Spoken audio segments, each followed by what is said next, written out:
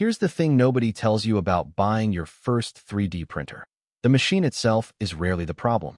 Beginners quit because of failed first layers, clogged extruders, and beds that need leveling every other print. So the question isn't which printer has the best specs, it's which one removes the failure points that make people give up in week 2. In 2026, that's finally easier, because auto leveling and auto calibration showed up at beginner prices. I've got 4 picks, sorted by what kind of beginner you actually are, from press print and walk away to the cheapest possible way in. If you want results and zero tinkering, the Bambu Lab A1 Mini is the pick, usually $200 to $300. This is the closest thing to press print and walk away at this price. Calibration is fully automatic, the slicer just works, and stock print quality is excellent without touching a single setting. It's also quiet, which matters more than people admit if it lives in your bedroom or office. Add the optional AMS light, and you get 4-color printing, which is genuinely fun on a first machine. Now the trade-offs. The build plate is only 180 millimeters, so big helmets and tall vases are out. Color printing wastes filament on purges every time it switches. That's just how single nozzle color works. And Bambu runs a more closed ecosystem than Creality, so heavy modders will feel boxed in. For everyone else, this is the safest first printer on this list. Now, if you looked at the Mini and thought, that bed is too small, the full-size Bambu Lab A1 solves exactly that problem for $320 to $400.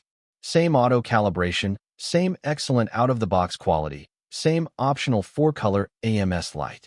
The difference is a 256mm bed, which is real full-size territory. That covers most cosplay parts, organizers, and the bigger functional prints the Mini can't touch. So who should skip it? 2 kinds of people. If everything you print fits in your hand, you're paying roughly an extra $100 for space you won't use, so buy the Mini and spend the savings on filament. And measure your desk first. This is a bed slinger, meaning the whole bed slides forward and back while it prints, so it needs clearance in front and behind, not just its own footprint. If space and budget clear, it's the best no-fuss full-size option for a beginner. Then there's the Creality Ender 3v3 SE, around $180 to $220, and this is the pick if you suspect you'll enjoy the hobby part of the hobby. The old Ender reputation was cheap but fiddly. The V3 SE fixes the 2 things that actually made beginners quit. It has CR Touch auto bed leveling, so no more chasing a piece of paper under the nozzle, and a direct drive Sprite extruder, which clogs less and even handles flexible filament. It'll hit 250 millimeters per second too, so it's not slow. The real reason to buy it, though, is the community.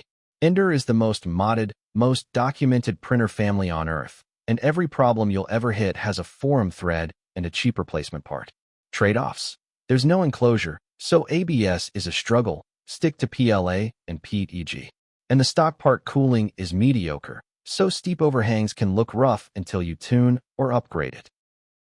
And if the budget is the budget, the Anycubic Cobra 2 Neo gets you into real auto-leveling printing for $160 to $200, undercutting everything else here.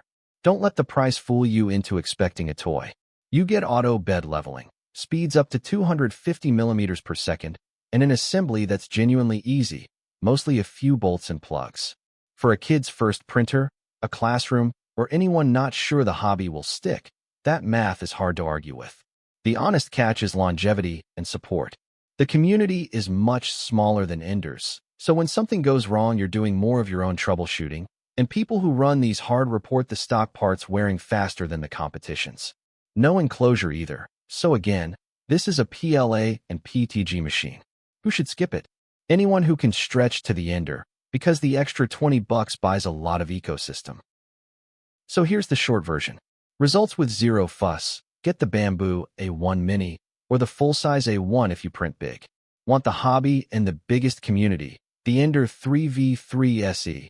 Tightest possible budget, the Cobra 2 Neo. One caveat that applies to all 4.